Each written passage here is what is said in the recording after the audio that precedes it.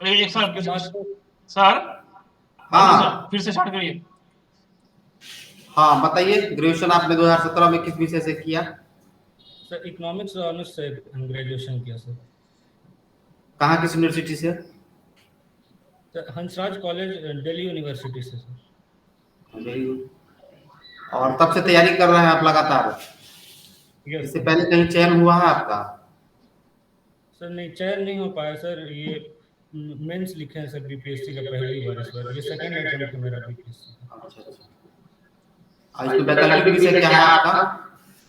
Economics optional ही है sir. Economics है। Yes और हॉबी क्या है आपकी?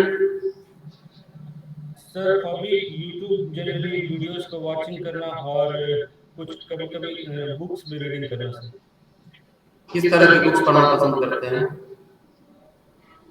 बुक्स तो ऐसे ज़्यादा नहीं पढ़ते, बट कोई भी फिक्शन वगैरह जैसे पढ़ते हैं। अभी हाल के दिनों में सर जॉर्ज ऑरवेल का एनिमल फार्म पढ़े सर, इंग्लिश में, और हिंदी में आपका बंटी एक उपन्यास है वो पढ़े।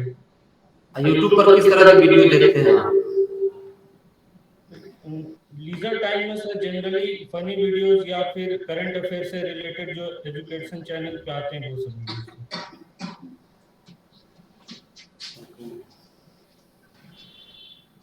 अच्छा, इकोनॉमिक्स जो विषय है इसको साइंस और आर्ट्स दोनों में काउंट किया जाता है, क्यों किया जाता है? सर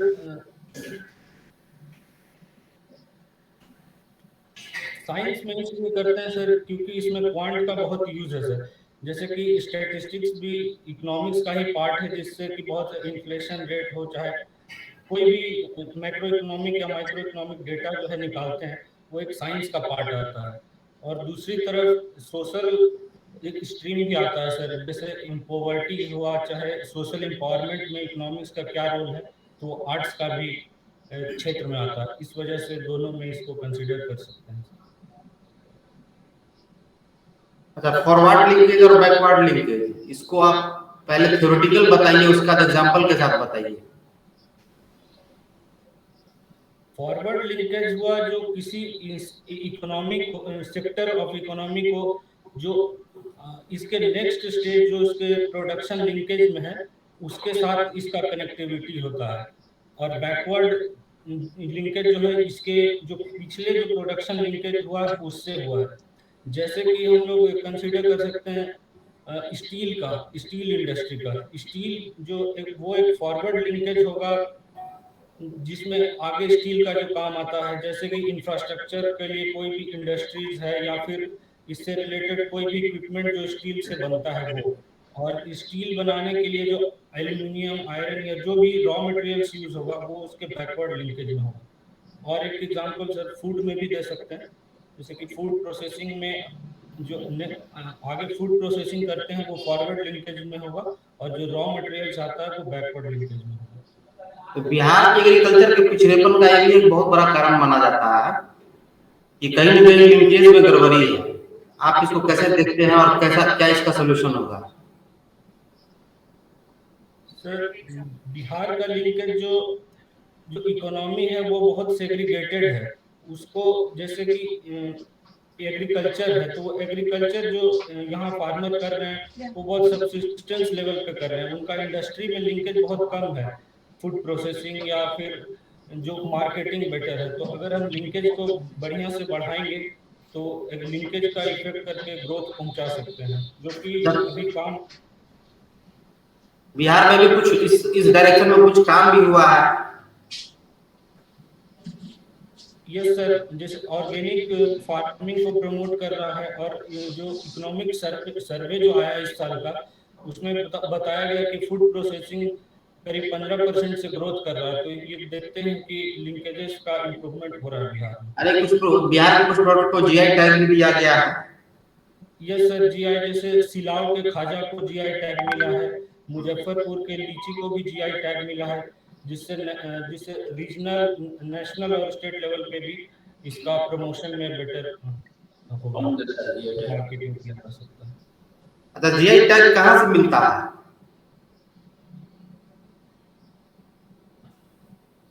सर जीआई टैग के लिए सर ये एक एक्ट है वो पर्टिकुलर एक्ट अभी मैं रिकॉल नहीं कर पा रहा हूँ सर।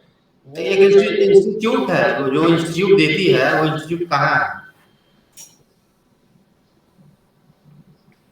श्योर नहीं सर, शायद चेन्नई में है। अच्छा, इकोनॉमिक्स में ही एक लाइन है, यस ग्रेसम्स लॉ ऑफ मनी कहा जाता है उसको, क्या है? सॉरी सर, इसके बारे में नहीं जानकारी। अरे bad money drives out good money, आपने सुना होगा कि बुरी मुद्रा जो होती है अच्छी मुद्रा को इकोनॉमी से बाहर कर देती है। आपने सुना नहीं है? इसके बारे में नहीं पढ़ा सर। हाँ सर, ग्रेसम्स लॉ ऑफ मनी आप जानते नहीं हैं? No sir. द से का मार्केट लॉ क्या है?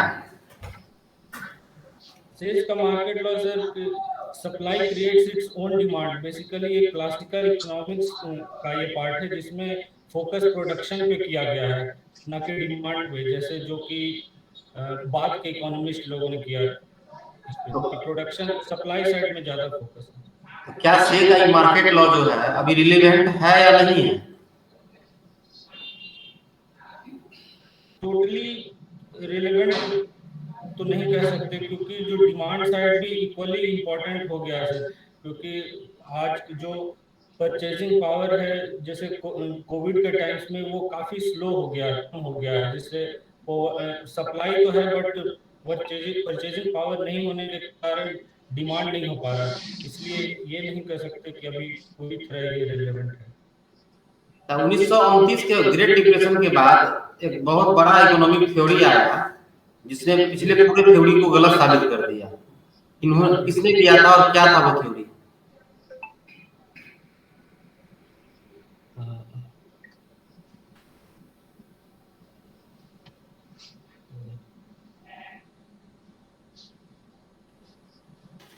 बबलू सर, किन्स की थ्योरी थी? आपने नाम सुना है? यस रिकॉल हो पाई। क्या थ्योरी का पूरा नाम क्या था?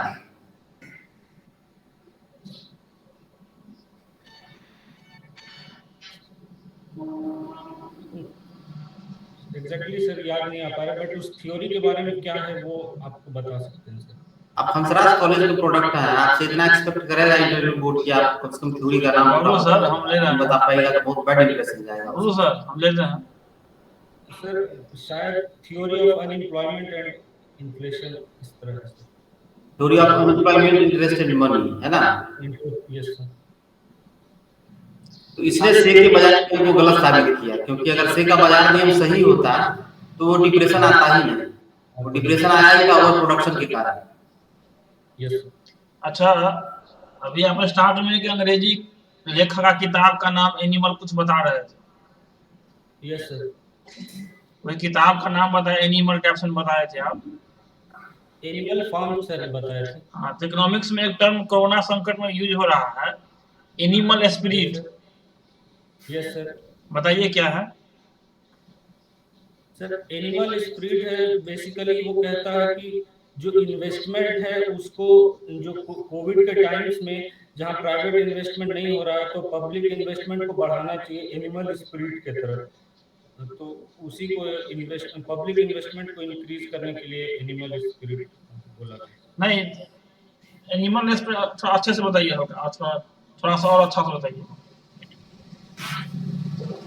एनिमल स्पिरिट सर बेसिकली कहना चाहता है कि सर जो इन्वेस्टमेंट का जो माहौल है अभी मार्केट में, वो जब कम होता है तो पब्लिक इन्वेस्टमेंट करना चाहिए गवर्नमेंट को, ताकि एम्प्लॉयमेंट बढ़े और ग्रोथ बढ़े। अच्छा, अभी जनसंख्या का मुद्दा चर्चा में है। Yes sir. है ना? तो इससे जुड़ा एक बहुत बढ़िया कंसेप्ट है ओवेरियन लॉटरी का, है ना? बताइए ये ओवेरियन लॉटरी का कंसेप्ट क्या है? सॉरी सर, इसके बारे में नहीं पढ़ा। हाँ बोलू सर।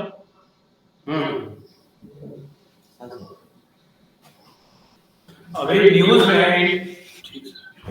में इंटरनेशनल न्यूज में कौन सा 2-3 मुद्दा अभी प्रचलित है? अफगानिस्तान इश्यूज सर अभी प्रचलित है ज्यादा। जो वहाँ का जो यूएस का जो ट्रूप्स पुल आउट कर रहा है, जो सितंबर का जो डेडलाइन दिया है उसके बारे में सर अभी ज़्यादा है। और इसके कोविड के लिए सर जो वैक्सीन से जो मान्यता कौन सा कंट्री देगा नहीं देगा इसके बारे में सर अभी न्यूज़ में चल रहा है सर। भारत पिछले साल को वैक्सीन डिप्लोमेसी में बहुत आगे आया था। इस साल उसको कहाँ देखते हैं आप? ये प्रोग्रेस किया है या डिटोरिएट किया है? सर सेकेंड वेव से पहले सर भारत ने 80+ कंट्रीज को वैक्सीन मैत्री के तहत वैक्सीन दिया था, बट जो सेकेंड वेव आया उसमें काफ़ी इंडिया को एडवर्सली अफेक्ट किया। तो इसके बाद और यहाँ पे खुद जो वैक्सीन शॉर्टेज है तो फिर कम हो गया सर जो वैक्सीन डिप्लोमेसी चल रहा था सेकेंड वेव के बाद, अप्रैल मई के बाद। यानी ये नेगेटिव इम्पैक्ट किया है। कोरोना का second wave sir negatively impact किया सर, और हमारा प्रोडक्शन भी एक्सपेक्टेड लाइंस पे उतना नहीं बढ़ पाया जितना एक्सपेक्टेड किया गया था। अच्छा, भारत सरकार ने अपना जो हेल्थ मिनिस्टर थे उनको बदल दिया है। आपको ये कैसा लगता है? आप इसको कैसे लेते हैं कि वो नाकाम रहे इसलिए बदल दिया या ये नॉर्मल फिनोमेना है? सर जिस तरह हमने देखा सर जो सेकेंड वेव कोविड का आया जिसमें बहुत ज़्यादा इंडिया अफेक्ट हुआ, तो एक तरह से अकाउंटेबिलिटी फिक्स करने के लिए गवर्नमेंट कोशिश की कि हेल्थ मिनिस्टर को चेंज किया जाए, तो और नया कुछ प्लान्स के साथ बेटर इसको टैकल किया जाए। इस वजह से किनको बनाया गया है union minister? Sir Mansukh Mandaviya को सर बनाया गया यूनियन हेल्थ मिनिस्टर। अब इकोनॉमिक फ्रंट में भी बहुत इंडिया लैग कर रही है पिछले 5-6 साल से इनफैक्ट, बट फाइनेंस मिनिस्टर को नहीं बदला गया। आपके हिसाब से बदलना चाहिए कि नहीं?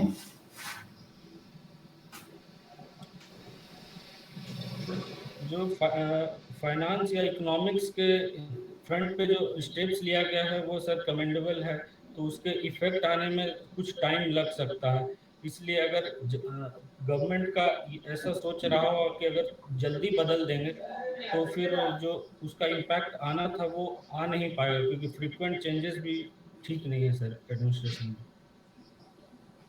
ओके, अभी मीडिया में ये चल रहा है कि जो सोशल मीडियाज हैं उसको भी रेगुलेट किया जाए प्रॉपरली, इसको छोड़ दिया गया है ना। इलेक्शन को भी इम्पैक्ट कर रहा है, बहुत तरह से आपका सोसाइटी में इम्पैक्ट कर रहा है, इंटरवीन कर रहा है, इसको रेगुलेट किया जाए। आप इसको कैसे देखते हैं? चाइना ने इसको बंद कर दिया, instead of regulating it we should ban. ये आप इसको क्या देखेंगे, कैसे करना चाहेंगे? सोशल मीडिया का निगेटिव इम्पैक्ट तो है सर, पॉजिटिव भी है। हालांकि निगेटिव इम्पैक्ट को इग्नोर नहीं किया जा सकता। जैसे कि तमिलनाडु गवर्नमेंट ने बोला कि आधार लिंक कर देना चाहिए सोशल मीडिया अकाउंट, तो इसको कोर्ट्स को बोला, तो बट ये तो नहीं माना गया क्योंकि ज़्यादा हाई हैंडेडनेस हो जाता।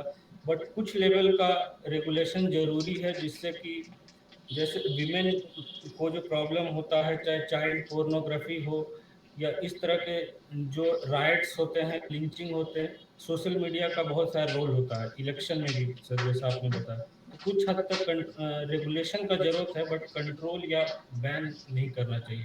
एज ए डेमोक्रेटिक कंट्री हम लोग रह रहे हैं इंडिया में। पॉपुलेशन कंट्रोल का जो पॉलिसी है गवर्नमेंट ऑफ इंडिया ने 1952 से स्टार्ट किया, लेकिन अभी तक हम लोग उस और बहुत ज्यादा अचीवमेंट नहीं दिखा सकते हैं।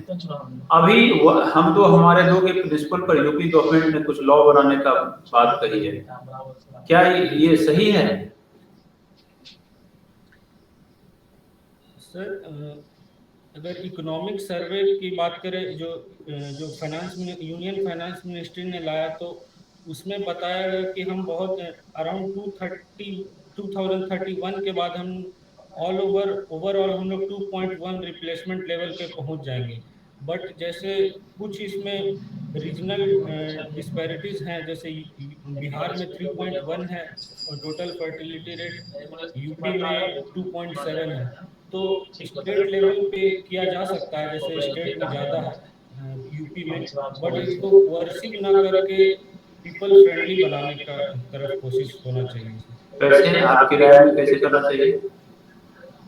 सर जैसे जो यूपी में जो पॉपुलेशन ड्राफ्ट बिल आया है उसमें बोला गया है कि अगर आपका 2 बच्चे हैं तो सिर्फ आपको बेनिफिट्स नहीं मिलेगा, 2 बच्चों के साथ आपको कंपल्सरी स्टेरिलाइजेशन भी कराना होगा बेनिफिट्स के लिए। तो अगर ड्राफ्ट बिल में ये रहता कि 2 बच्चों को ही इंसेंटिव दिया जाए, ना कि कंपल्सरी स्टेरिलाइजेशन का, तो बेहतर होता, क्योंकि इसका जो मेडिकल जो नेगेटिव इम्पैक्ट होता है वो जो पर्टिकुलरली वुमेन होता है वो बहुत ज़्यादा होता है, जो पहले भी न्यूज़ में आ चुका है।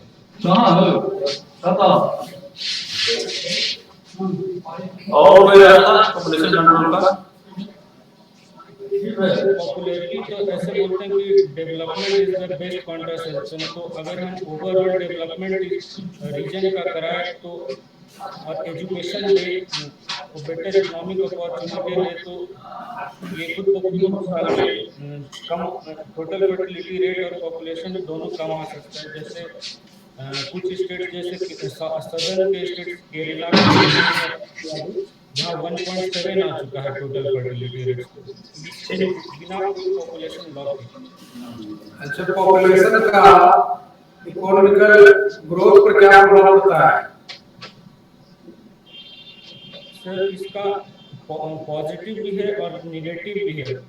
पॉजिटिव इस सेंस में है कि ये एक फैक्टर ऑफ प्रोडक्शन की तरह काम कर सकता है। अगर हम इनको बेटर एजुकेशन और हेल्थ देंगे तो डेमोग्राफिक डिविडेंड भी इनका उठा सकते हैं, जो कि पॉजिटिव इम्पैक्ट करेगा।